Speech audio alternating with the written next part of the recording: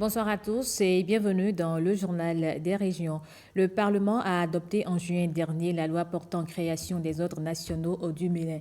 Le texte élargit le champ des distinctions honorifiques. Dans ce cadre, des émissaires de l'institution ont échangé à Savalou avec des citoyens sur l'ordre du mérite féminin et l'ordre de la défense et de la sécurité. Les précisions avec Pierrette Anayoshi et Kanel Kapo.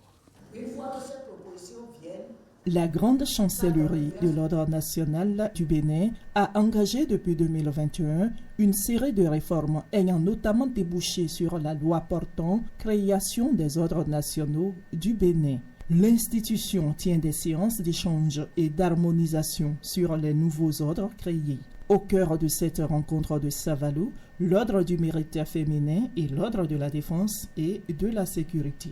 Il était de bon ton que nous nous retrouvions encore, non pas pour réfléchir outre mesure, mais d'une part pour revisiter ce qu'on avait décidé ensemble, pour que d'un côté, ceux de l'ordre du mérite féminin nous confirment encore, oui, c'est ce qu'on avait dit. S'il y a eu des biais qui se sont introduits entre-temps, qu'on puisse les réajuster. Pareil pour les forces de défense et de sécurité. Mais le deuxième objectif, c'est aussi ensemble de poser les jalons de la concrétisation de ces ordres. Bien que nous savons qu'il peut y avoir quelques difficultés, mais notre souhait est que ces nouveaux ordres puissent connaître un début d'implémentation en 2025. La vice-présidente de la République, à travers ses fonctions, travaille à encourager les travailleurs, que ce soit du secteur public que du secteur privé, à mieux faire leur travail et pour ainsi dire, à contribuer mieux au développement de notre nation. Selon l'article 1er de la loi, les distinctions dans les ordres nationaux du Bénin récompensent les services éminents rendus à la nation et contribuent à la culture et à la promotion du mérite, de l'excellence et de la bonne gouvernance. Les élèves du collège de Rungomé dans la commune de Zakpota viennent de bénéficier de plusieurs modules de salles de classe. C'est une réalisation du projet Soutien à l'enseignement secondaire financé par l'agence française de développement. C'est le ministre des enseignements secondaires techniques et de la formation professionnelle qui a procédé à la remise symbolique des clés. Les précisions avec Pierrette Anayoshi et Kanel Kapo. Le bâtiment érigé au collège de Rungomé est constitué de 3 modules de 4 salles de classe équipées chacune de 100 tables et bancs et de 6 blocs de latrines à 4 cabines. L'établissement, qui sombrait dans un état de délabrement avancé, est remis au goût du jour grâce à l'appui de l'Agence française de développement à travers le projet Soutien à l'enseignement secondaire dénommé SENS. Ces infrastructures, accompagnées de blocs de latrines, sont bien plus que des bâtiments. Elles sont les fondations même d'un avenir meilleur pour des milliers de jeunes béninois. Avec un financement de 10,5 milliards de francs CFA, le projet SENS témoigne une fois encore de la grande proximité entre la France et le Bénin dans le secteur de l'éducation, mais également de la confiance mutuelle et du partenariat de long terme entre l'Agence française de développement et le ministère des enseignements secondaires, techniques et de la formation professionnelle. Je ne saurais donc, en cette occasion solennelle, passer sous silence toute la reconnaissance du gouvernement, par ma modeste voix, à l'AFD, dont les appuis et accompagnements, autant techniques que financiers, très appréciés, ont permis de nous rassembler à la cérémonie de réception et de remise en service officiel de ces joyaux. Au nom de ces milliers d'âmes innocentes, de leurs parents, des enseignants et des chefs d'établissement, je tiens à remercier tout particulièrement le gouvernement de notre pays à travers notre ministère de tutelle et l'Agence française de développement pour leur soutien indéfectible. La commune de Zakpota, qui accueille l'inauguration de ces infrastructures, n'est pas la seule bénéficiaire du projet SENS, un programme prioritaire du gouvernement. D'un montant total de 10 milliards 495 312 000 francs CFA, ce projet financé par l'AFD a, au nombre de ses réalisations, permis de faire bénéficier un nombre de collèges des 3 départements ciblés, à savoir Borgou Alibori, Zou Colline et Ouémé Plateau, entre 2018 et 2021, 212 salles de classe, c'est-à-dire 153 modules de 4 salles de classe entièrement construits et équipés et 106 blocs de latrines à 4 cabines. Entre 2022 et 2024, 548 salles de classe, c'est-à-dire 137 modules de 4 salles de classe et 274 blocs de latrines à 4 cabines. Au-delà des infrastructures, la durabilité de ces infrastructures, c'est évidemment très important, mais avoir une offre de qualité, un cadre d'accueil amélioré, ça permet aussi d'améliorer la qualité de l'enseignement. Ces bâtiments inaugurés et ceux qui vont l'être viennent combler le manque criard de salles de classe et de mobilier observé dans les établissements secondaires du Bénin. Le corps des volontaires béninois et plusieurs partenaires se préoccupent de l'avenir du site de Koutamakou, un patrimoine de l'UNESCO. À cet effet, un atelier international a démarré à Natitengu. Experts et autorités du Bénin et du Togo sont réunis pour évaluer le risque climatique pour le site et penser aux actions. Jean-Claude James et Yves Agodopessi. Patrimoine de l'UNESCO, le Koutamakou doit continuer à exister malgré le changement climatique. C'est un rêve que nourrissent toutes les parties prenantes de cette rencontre internationale, un rendez-vous pour jouer la carte de l'anticipation. Cet atelier est une opportunité de mettre ensemble les communautés locales, les scientifiques, les parties prenantes en résumé, pour réfléchir sur l'avenir du Koutamakou. Il est prévu d'évaluer les risques climatiques qui pèsent sur le Koutamakou d'ici 2080 par exemple.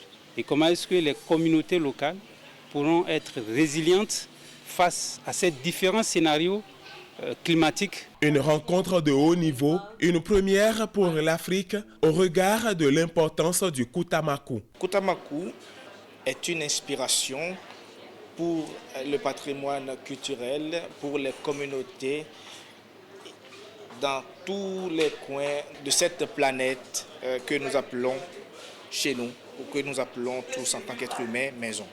Je voudrais exprimer toute la gratitude du gouvernement togolais à la National Geographic Society, à l'ICOMOS et le Climat Heritage Network pour cette recherche permanente de solutions à la question du changement climatique en vue de la préservation des sites patrimoniaux. Au terme des réflexions, des outils nécessaires seront identifiés au profit des communautés, l'un des acteurs clés du processus d'adaptation au changement climatique. Le CG1 à Promisrété, vainqueur de la phase départementale de Lomé en théâtre, se prépare pour la phase nationale du concours du projet Souhaite Bénin. L'heure est à la correction du jeu d'acteurs et à la maîtrise du texte. Une équipe du projet est allée faire le constat. Calvador Aronou et Yves-Patrick Loco étaient de la partie. Ambiance de répétition dans une salle du collège d'enseignement général 1 d'Accro Misrété, dans le département de Lomé. La classe culturelle session théâtre de l'école a occupé la première place départementale suite au concours de théâtre sur les thématiques du projet Souhaite Bénin. Je suis très confiant que mes comédiens sont prêts pour pouvoir remporter le premier prix au niveau national. Notre spectacle, choix déterminant, relate les cas de grossesse précoce en milieu scolaire. La trame, c'est la jeune fille qui tombe enceinte à 15 ans, se demande qu'est-ce qu'elle doit faire, avorter, en parler à ses parents, surtout avec sa maman qui n'est pas si disponible pour elle et qui est férue des réseaux sociaux.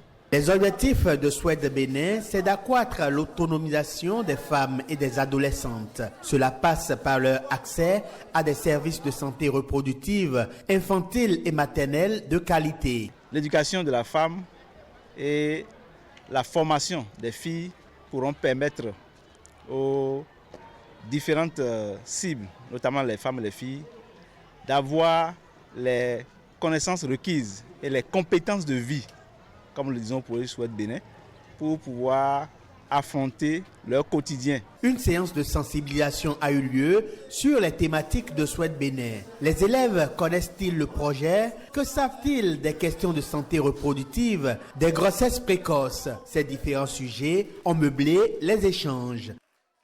Le Bénin est actuellement la capitale de la Biennale internationale de la danse. Des danseurs d'horizons divers ainsi que des professionnels d'art vivant vont se côtoyer durant une dizaine de jours. À la cérémonie de lancement officielle, Igor Ayoso et Patrick Diossou. Le festival Croisement, en chiffres, cela donne une biennale internationale de danse et performance. 2 bulldozers en art vivant, coefficient en lettres R. Rachel et Richmé, Abossou et Tota, leur nom de famille. Le festival Croisement, c'est une grosse ambition pour faire que les danseurs béninois aillent à la rencontre d'autres danseurs du monde, d'Afrique d'abord. Et c'est important qu'entre artistes africains, qu'on arrive à se découvrir, qu'on arrive à se connaître, qu'on arrive à échanger. Le croisement, c'est également le croisement des hommes, croisement des cultures, croisement des talents, mais également croisement des arts. Nous avons la danse, nous avons la performance, nous avons l'art plastique, nous avons les critiques d'art, parce que le journalisme culturel, c'est très important pour les artistes en général, quelle que soit la discipline artistique. 4 structures impliquées. Wallo Dance Center. Wallo est une compagnie de danse qui a pour leitmotiv de faire de la danse un outil de développement, c'est-à-dire passer des messages à travers la danse, à travers le corps, à travers l'expression corporelle en général qui n'occulte pas l'expression orale. Institut français, mission de coopération suisse, agence de développement des arts et de la culture, ADAC. L'ADAC a été créée pour cela, pour assurer le développement de toutes les disciplines d'expression artistique sans exclusive. 5 volets d'activités, 8 lieux et espaces culturels, artistiques et touristiques. 10 jours de prestations, du 7 au 16 décembre 2024. 12 pays représentés, 150 artistes et professionnels des arts vivants présents. Le 25 décembre prochain, la communauté chrétienne célèbre la Noël, une fête religieuse, mais aussi familiale. À l'origine, la fête de Noël serait une fête païenne qui, au fil du temps, est devenue chrétienne. Mythe ou réalité? Élément de réponse avec Abdoulofou Idrissou et Dorcas Tito Djalidi. C'est la belle nuit de Noël, la neige étend son manteau blanc, et les yeux tournés vers le ciel, à genoux les petits enfants. D'origine païenne, la date du 25 décembre marquait autrefois la naissance annuelle du soleil, célébré comme le solstice d'hiver, ce moment où les jours commencent à s'allonger et où le soleil brille avec plus d'éclat. C'est vers l'an 300 à Rome que cette date a été adoptée pour célébrer Noël dans le but de christianiser les rites issus de la culture populaire. Lorsqu'on essaie de tenir compte de différents aspects, partant de la vie, de la naissance de Jésus, jusqu'à un niveau donné, on constate qu'il y a plusieurs événements qui ont donné raison au Père de trouver un jour pour se rappeler de la naissance de Christ. Et comme ce jour que célébraient les païens était dans une confusion parce qu'on n'est pas appelé à adorer le soleil. Le soleil est une créature. Il faudrait que l'adoration soit orientée vers le Créateur. Et c'est dans ce sens que les pères de l'Église ont orienté le monde entier vers la réalité qui est Jésus-Christ. Auparavant, la fête de Noël n'était pas la fête que nous célébrons aujourd'hui. C'est une fête qui a été dès aux origines au niveau païenne. Païenne de telle manière que c'était la fête du soleil que les Juifs essayaient de vivre. Mais en ce moment-là, avec le roi Constantinople, l'Église est arrivée à se reprendre, où maintenant les gens étaient prêts à pouvoir accueillir l'Évangile. Et pour pouvoir montrer la parole de Dieu aux gens, maintenant Constantinople a proposé à ce que nous ne célébrons plus la fête du soleil, mais nous puissions célébrer la fête de Noël. Peu à peu, Le 25 décembre s'est intégré dans la religion chrétienne jusqu'à devenir la date officiellement reconnue comme celle de la naissance du Christ. Cependant, à ce jour, aucun document historique ne confirme précisément la date de naissance du Sauveur du monde. Et c'est la fin de ce journal. Merci à vous de l'avoir suivi.